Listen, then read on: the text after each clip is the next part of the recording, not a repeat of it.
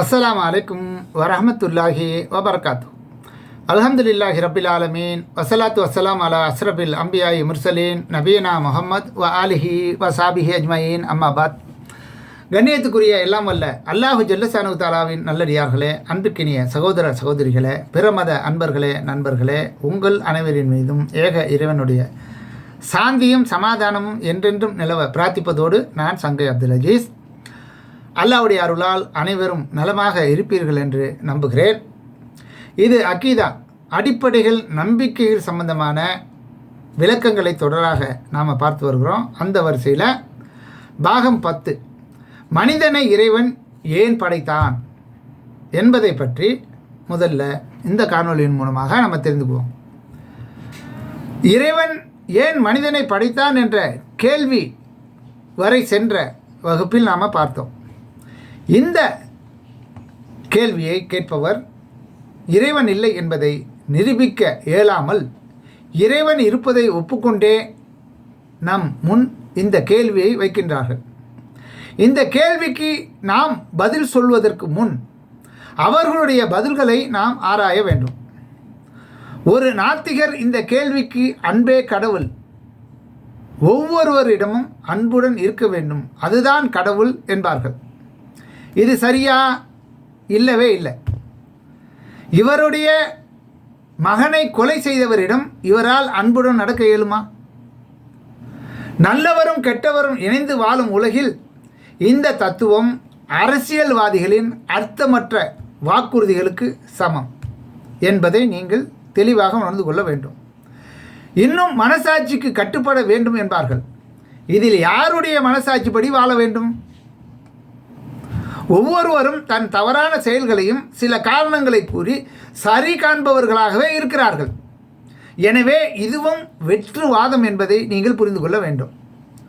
ஒரு இந்து எல்லாம் கடவுளின் திருவிளையாடல் அல்லது பூர்வ ஜென்ம சாபம் என்று கூறுவார். இது சரியா? விளையாடுவதற்கு கடவுள் என்ன குழந்தையா? இது கடவுளுக்கு தகுதியற்ற செயல். அதை முதல்ல நம்ம புரிந்து கொள்ள வேணும். வானத்தையும் பூமியையும் அவற்றுக்கு இடைப்பட்டவற்றையும் விளையாட்டுக்காக நாம் படைக்கவில்லை, விளையாட்டாகவும் நாம் படைக்கவில்லை என்கிறான் அல்லாஹ். வேடிக்கையை விளையாட்டை ஏற்படுத்தி கொள்வதாக இருந்தால் நம்மிடம் இருந்தே அதை ஏற்படுத்தி இருப்போம். நாம் எதையும் செய்வோரே என்று அல்லாஹ் சொல்லிக்கிட்டான். அல்லாஹ்வுக்கு எல்லாம் முடியும், எதையும் செய்வான். ஆனாலும் ஏன் செய்யலை? காரணம் இருக்கு. அதுபோலவே இந்து மதத்தில் மறுபிறவி கொள்கையும் உண்டு. போன ஜென்மத்தில் செய்த பாவத்திற்கு இந்த ஜென்மத்தில் தண்டனை என்பார்கள். இதுவும் அர்த்தமற்ற வாதம். குற்றவாளிகளுக்கு அவன் செய்த குற்றத்தை உணர்த்தி விட்டு தான் அதன் பிறகு கொடுப்பது தான் தண்டனை. எனவே இதுவும் அர்த்தமற்ற வாதம் என்பதை நீங்கள் சரியாக புரிந்து கொள்ள வேண்டும். கிறிஸ்தவர்கள் ஆதாம் செய்த பாவத்தின் காரணமாகத்தான் மக்கள் தண்டனை அனுபவிப்பதற்காக அனுபவிக்கிறோமா? நாம ஆதாம் தவறு செஞ்சாங்கல்ல, அந்த சொர்க்கத்தில் வைக்கும்போது என்ன, அந்த பழத்தை ஒரு மரத்தை அணுகக்கூடாதுன்னா அதை சாப்பிட்டாங்கல்ல, அந்த தவறு செஞ்சதுக்காக தான் மனிதன் பாவியாகவே பிறக்கிறான். எப்படிப்பட்ட சிந்தனை பார்த்தீங்களா? ஒருவன் செய்த கொலைக்கு அவன் பிள்ளைக்கு தண்டனை கொடுப்பது நியாயமா? ஆதம் தவறு செய்தால் அதை அவர்தானே சுமக்க வேண்டும் என்ற கேள்விக்கு கிறிஸ்தவர்களிடம் ஒரு காலத்தில் பல ஆண்டுகளாக கேட்கப்படுகிறது. பதிலே இல்லை. ஆனால் அதை திருப்பி திருப்பி சொல்லிக்கிட்டே இருப்பாங்க. இன்னும் இந்த கொள்கை பைபிளுக்கும் எதிரானதும் கூட. 20 பாவம் செய்தவரே சாவார் இப்படி எழுதி வச்சிருக்காங்க. பிள்ளைகள் பெற்றோரின் குற்றத்தை சுமக்க மாட்டார். பெற்றோர்களின் குற்றத்தை பிள்ளைகள் சுமக்க மாட்டாராம். அவ்வாறே பெற்றோரின் பிள்ளைகளின் குற்றத்தையும் சுமக்க மாட்டார்கள். யாரு? பெற்றவர்களும் தான் பெற்ற பிள்ளைகளுடைய குற்றத்தையும் சுமக்க மாட்டார்களாம். நீதிமானின் நீதி அவன் மீது இருக்கும், பொல்லானின் பொல்லாங்கு அவன் மீது இருக்கும். இது என்ன சொல்லுது? யார் சொல்றா?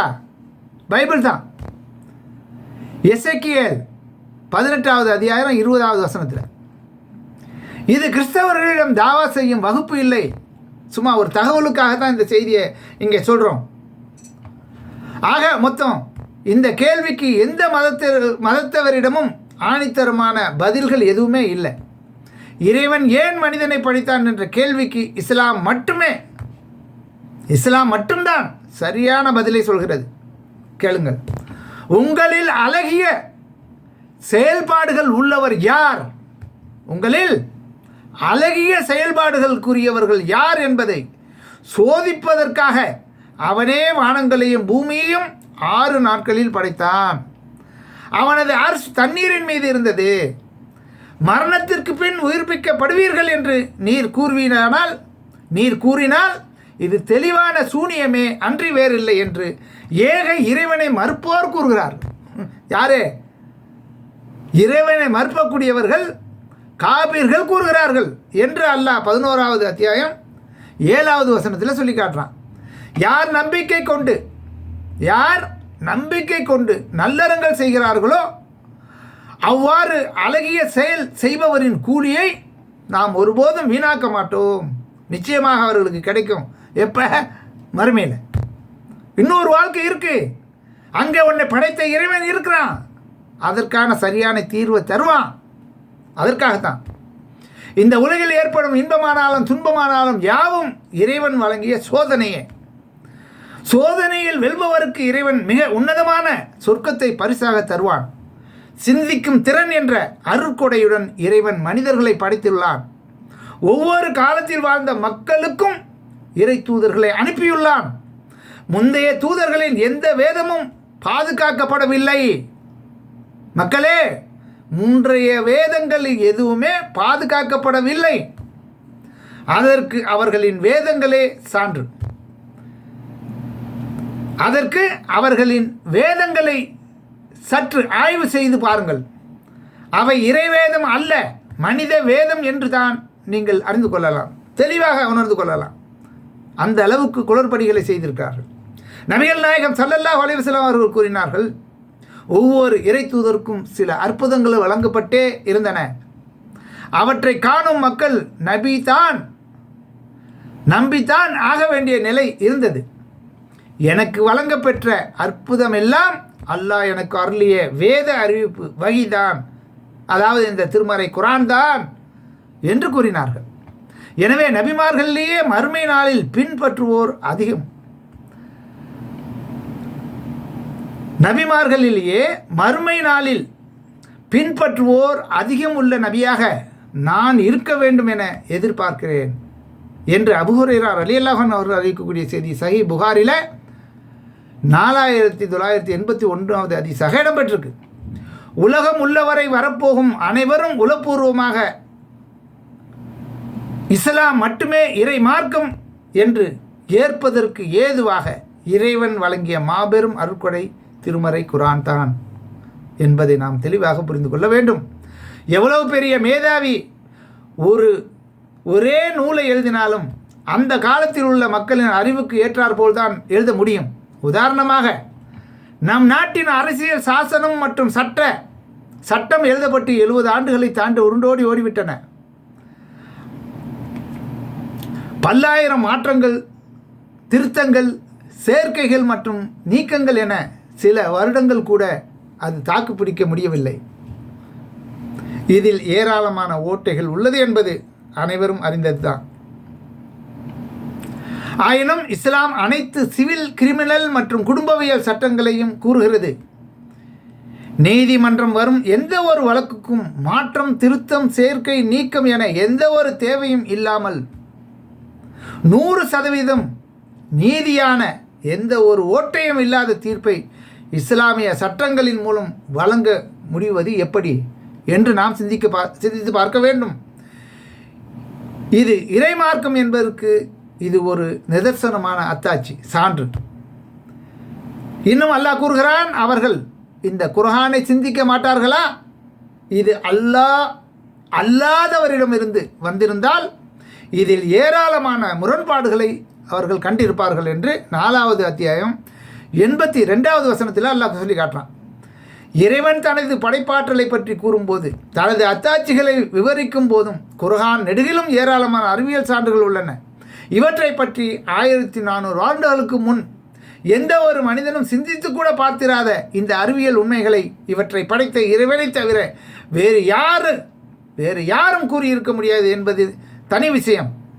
என்றாலும் இன்னும் குர்ஆன் அரசியல், பொருளாதாரம், நிர்வாகம், நீதித்துறை, வணிகம், உளவியல், குடும்பவியல் முதலிய அனைத்திற்கும் தேவையான வாழ்வியல் வழிகாட்டியாக இருந்து கொண்டிருக்கிறது. ஆயினும் எந்த ஒரு அறிவியல் முரண்பாடு, தவறு, பொய், சாத்தியமில்லாத சட்டம், நீதமின்மை போன்ற எந்த ஒரு குறையும் இல்லாமல் அப்பழுக்கின்றி இருப்பதும் இது இறை வேதமே என்பதற்கான சான்றாக இருக்கிறது. இத்தகைய ஒரு நூலை யாராலும் ஏற்ற முடியாது என்பது மட்டுமின்றி இது போன்ற ஒரு அத்தியாயத்தை கூட எவராலும் ஏற்ற முடியாது என அல்லாஹ் சவால் விடுகிறான். நமது அடியாருக்கு இந்த முகமது நபிக்கு நாம் அருளியதில் நீங்கள் சந்தேகம் கொண்டு அதில் நீங்கள் உண்மையாளர்களாகவும் இருந்தால் இது போன்ற ஒரு அத்தியாயத்தை கொண்டு வாருங்கள். அல்லாஹ்வை தவிர ஏனைய உங்கள் உதவியாளர்களை அனைவரையும் அழைத்துக் கொள்ளுங்கள் என்று அல்லாஹ் 2வது அத்தியாயம் 23 சொல்கிறான். இதனை இவர் இட்டு கட்டிவிட்டார் என்று அவர்கள் கூறுகிறார்களா? நீங்கள் உண்மையாளர்களாக இருந்தால் இது போன்ற ஒரு அத்தியாயத்தை கொண்டு வாருங்கள். அல்லாஹ்வை அன்றி உங்களால் இயன்றவர்களை துணைக்கு அழைத்துக் கொள்ளுங்கள் என்று முகமதை கூறுவீராக. இது 10வது அத்தியாயம் 38. இந்த சவாலை எவராலும் எதிர்கொள்ள முடியாததே திருக்குர்ஆன் இறைவேதம் என்பதற்கு சான்றாகும். இன்னும் திருக்குர்ஆன் கூறும் அறிவியல் உண்மைகளை திறந்த மனதுடன் யார் பார்த்தாலும் இது நிச்சயமாக இறைவேதமே என கூறி அறியலாம். அறிவியல் சான்றுகள் தனி பதிவாக இன்ஷா அல்லாஹ் நம்ம பார்த்து வருகிறோம். அதை ஒதுக்குங்க. இவ்வளவு செய்திகளே இங்கு நாம் விவரித்தது கூறுவதன் நோக்கம் ஒன்றே ஒன்றுதான். பிற மதங்களும் சில மறைவான செய்திகளை மறுபிறவி, பொய், ஜாதகம் போன்று போதிக்கத்தான் செய்கிறது. இஸ்லாமும் மறைவான விஷயங்களை பற்றி பேசுகிறது. ஆனால் இரண்டுக்கும் உள்ள வித்தியாசம் ஒப்பற்றது. குர்ஆனில் எந்த தவறும் இல்லை என்ற நம்பகத்தன்மை ஒரு விஞ்ஞானி ஆய்வு செய்துவிட்டு சூரியனின் எடை எவ்வளவு என கூறுவதை விடவும் மிக மிக வலுவானது. ஏனென்றால் விஞ்ஞானிகளின் கூற்றுகள் கூட பல நேரங்களில் தவறாக இருப்பது உண்டு. ஆனால் குர்ஆனில் படைத்தவனின் வார்த்தை என்பதால் எந்த தவறும் இல்லை. ஒரு செய்தியை சொல்பவரை வைத்து நம்புவதாக இருந்தால் இறைவனின் கூற்றுகளை நம்புவதுதான். எனவே இஸ்லாம் கூறும் நம்பிக்கை ஒருபோதும் மூட நம்பிக்கை ஆகாது. ஆனால் பிற மதங்கள் கரை மண்டிய வேதங்களை வைத்து அதில் உள்ள மறைவான செய்திகளை நம்பச் சொன்னால் அவை நிச்சயமாக மூட நம்பிக்கையாக தான் இருக்கிறது. மூட நம்பிக்கை தான். எனவே இனி நாம் பார்க்க போகும் நம்பிக்கை சார்ந்த செய்திகளை நம்ப தகுந்த மூலத்திலிருந்து வருவதால் நிச்சயமாக 2 தான் என்பதை விட உண்மையானது என மிக மிக உறுதியாக நம்ப வேண்டும். தொடர்வோம் இன்ஷா அல்லாஹ். தேங்க்ஸ் ஃபார் வாட்சிங். ஜஸாக்கல்லாஹ் ஹைர்.